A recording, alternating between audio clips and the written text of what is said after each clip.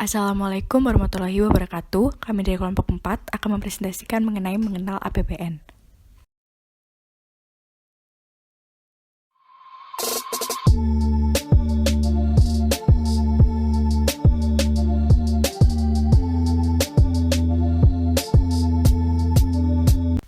Berikut adalah nama kelompok kami. Yang pertama, Rafina Wayun N, NPM 133, Sri Wahyuni W, NPM 155, Claire Peggy D, NPM 161, dan Fernanda Putri LS, NPM 169.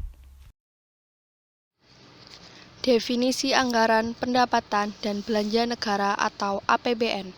Anggaran adalah alat akuntabilitas, manajemen, dan kebijakan ekonomi.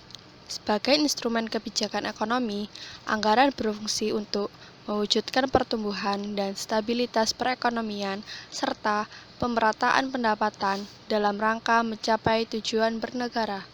Pengertian anggaran negara dapat dibedakan dalam arti luas dan arti sempit. Dalam arti luas, anggaran negara berarti jangka waktu perencanaan, pelaksanaan, dan pertanggungjawaban suatu anggaran, sedangkan dalam arti sempit, anggaran negara berarti rencana pengeluaran dan penerimaan hanya dalam kurun waktu 1 tahun. Berdasarkan Undang-Undang Dasar 1945, Pasal 23 Ayat 1 dijelaskan bahwa setiap tahun APBN akan ditetapkan dengan undang-undang. Jika DPR tidak menyetujui anggaran yang sudah diusulkan oleh pemerintah pusat, maka pihak pemerintah pusat akan menggunakan anggaran yang masih ada pada tahun lalu atau tahun sebelumnya. Fungsi anggaran pendapatan dan belanja negara atau APBN. Dalam penerapannya, APBN memiliki beberapa peran penting, yaitu peran pengawasan, perencanaan, otorisasi, distribusi, alokasi, dan stabilisasi. Setiap bentuk penerimaan akan menjadi hak dan pengeluaran akan menjadi kewajiban yang harus diinput ke dalam APBN. APBN memiliki berbagai fungsi, yaitu 1. Fungsi otorisasi. Fungsi otorisasi dari APBN berarti anggaran negara yang dijadikan dasar sebagai pelaksanaan pendapatan dan belanja negara pada tahun yang sedang berjalan. 2. Fungsi perencanaan. Dalam hal ini, fungsi perencanaan berarti APBN bisa dijadikan sebagai acuan bagi negara untuk bisa merencanakan berbagai kegiatannya pada tahun yang sedang berjalan. 3. Fungsi pengawasan. APBN juga berfungsi sebagai pengawasan yang berarti bahwa pembuatan rencana anggaran wajib dijadikan sebagai suatu pedoman untuk menilai segala jenis aktivitas penyelenggaraan pemerintah sudah sesuai dengan apa yang sudah ditetapkan. 4. Fungsi alokasi. Pengertian APBN sebagai fungsi alokasi adalah negara harus mampu mengurangi pemborosan dalam segala jenis pemanfaatan sumber daya serta meningkatkan efektivitas dan efisiensi perekonomian negara. 5. Fungsi distribusi. Fungsi APBN sebagai distribusi berarti negara harus memperhatikan keadilan dan kepatuhan dalam menjalankan berbagai kebijakannya. 6. Fungsi stabilisasi. APBN juga berfungsi untuk memelihara dan menjaga keseimbangan perekonomian dasar negara. Dalam prosesnya, APBN harus berguna untuk menjaga arus uang atau mencegah tingginya tingkat inflasi dan deflasi yang terlampau besar. Pengelolaan keuangan negara sebagai bagian dari kekuasaan pemerintahan dipegang oleh Presiden selaku kepala pemerintahan. Dalam penyelenggaraan pengelolaan keuangan negara, sebagian kekuasaan Presiden tersebut dikuasakan kepada Menteri Keuangan selaku pengelola fiskal dan wakil pemerintah dalam kepemilikan kekayaan negara yang dipisahkan, serta dikuasakan kepada menteri atau pimpinan lembaga selaku pengguna anggaran, pengguna barang kementerian negara atau lembaga yang dipimpinnya. lalu diserahkan kepada gubernur, bupati, wali kota, selaku kepala pemerintahan daerah untuk mengelola keuangan daerah dan mewakili pemerintah daerah dalam kepemilikan kekayaan daerah yang dipisahkan. Penyusunan dan penetapan APBN. Ada 5 tahapan pokok dalam satu siklus APBN di Indonesia. Dari kelima tahapan itu, tahap kedua merupakan penetapan atau persetujuan APBN yang dilaksanakan oleh DPR. Sedangkan tahap kelima ialah pemeriksaan dan pertanggungjawaban dilaksanakan oleh BPK atau Badan Pemeriksa Keuangan. Sedangkan tahapan lainnya dilaksanakan oleh pemerintah. Tahapan kegiatan ini terdiri dari 2 kegiatan, yaitu perencanaan dan penganggaran. Tahap perencanaan dimulai dari penyusunan arah kebijakan dan prioritas pembangunan nasional. Kementerian negara atau lembaga melakukan evaluasi pelaksanaan program dan kegiatan pada tahun berjalan. Kemudian, Kementerian Perencanaan dan Kementerian Keuangan mengevaluasi pelaksanaan program dan kegiatan yang sedang berjalan. Selanjutnya, pagu indikatif dan rancangan awal rencana kerja pemerintahan ditetapkan. Kementerian atau lembaga menyusun rencana kerja. Lalu, diadakan pertemuan 3 pihak yang dilaksanakan antara kementerian atau lembaga dengan Kementerian Perencanaan dan Kementerian Keuangan. Rancangan awal rencana kerja pemerintahan disempurnakan. Lalu, rencana kerja pemerintahan dibahas dalam pembicaraan pendahuluan antara pemerintah dengan DPR. Lalu, rencana kerja pemerintahan ditetapkan. Tahap selanjutnya adalah tahap penganggaran.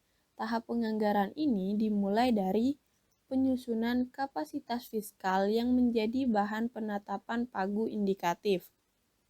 Penetapan pagu indikatif ini ialah penetapan pagu anggaran kementerian atau lembaga. Lalu, penyusunan rencana kerja dan anggaran yang dilakukan oleh kementerian atau lembaga. Selanjutnya, penelaahan rencana kerja anggaran dari kementerian atau lembaga sebagai bahan penyusunan nota keuangan dan rancangan undang-undang tentang APBN. Selanjutnya, penyampaian nota keuangan, rancangan APBN, dan rancangan UU tentang APBN kepada DPR. Yang selanjutnya, penetapan atau persetujuan APBN. Kegiatan penetapan atau persetujuan ini dilakukan pada APBN T-1, sekitar bulan Oktober sampai Desember. Kegiatan dalam tahapan ini berupa pembahasan rancangan APBN dan rancangan undang-undang APBN, serta penetapannya oleh DPR.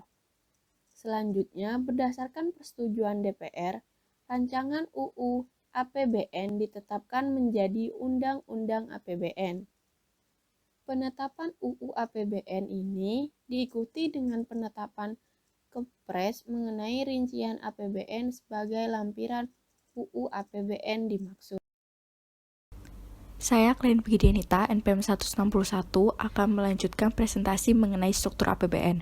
Struktur APBN, kalau kita bisa lihat BPT, ada 5 struktur. Yang pertama adalah pendapatan negara dan hibah, yang kedua adalah belanja negara, yang ketiga keseimbangan primer APBN, yang keempat surplus atau defisit anggaran APBN, dan yang kelima adalah pembiayaan APBN.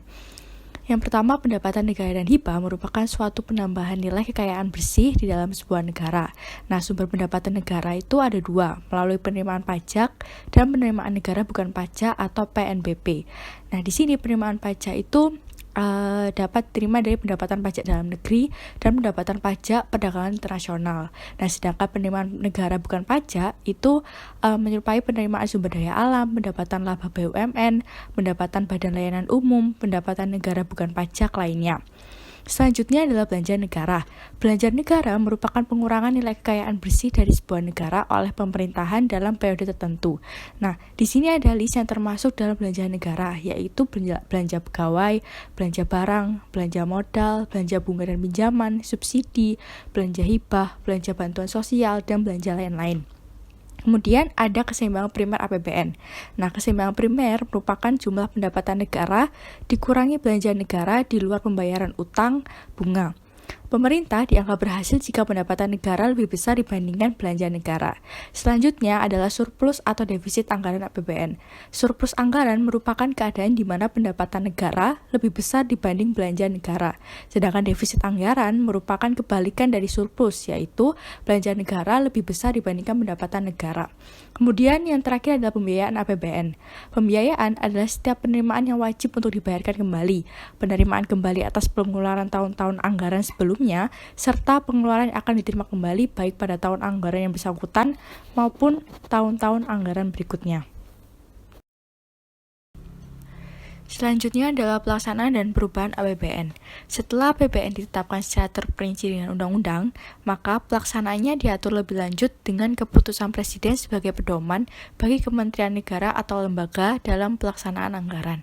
Nah, pengaturan dalam keputusan Presiden tersebut itu terutama dalam hal-hal yang belum diperinci dalam Undang-Undang APBN, seperti alokasi anggaran untuk kantor pusat dan kantor daerah, pembayaran gaji dalam belanja pegawai, pembayaran untuk tunggakan yang menjadi beban kementerian negara atau lembaga, dan lain-lain.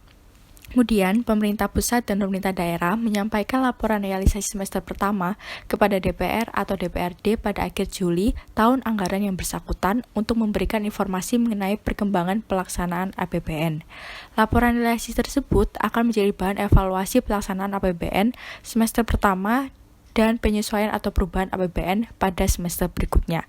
Ketentuan mengenai pengelolaan keuangan negara dalam rangka pelaksanaan APBN ditetapkan tersendiri dalam undang-undang yang mengatur perbendaharaan negara. Saya Rafina Bayu Nafis, NPM 190, 130, 10133 akan mempresentasikan tentang ilustrasi APBN. APBN sebagai instrumen kebijakan fiskal memainkan peranan strategis dalam memastikan pencapaian target-target pembangunan negara untuk menjadi lebih maju. Sebagai sebuah kebijakan fiskal, APBN diharapkan dapat diimplementasikan secara kredibel, efektif, efisien, serta berkelanjutan, sehingga dapat menjadi motor penggerak penjaga stabilitas pertumbuhan ekonomi domestik. APBN sendiri dialokasikan untuk penanganan kesehatan, pendidikan, pemulihan ekonomi, pembangunan SDM, pembangunan infrastruktur, dan lain sebagainya. Untuk perbaikan kualitas belanja, harus difokuskan pada program dan kegiatan yang memiliki korelasi dengan upaya pemerintah. Maka dari itu, kebijakan fiskal APBN diarahkan untuk mendukung peningkatan akselerasi daya saing melalui inovasi, dan penguatan kualitas sumber daya manusia.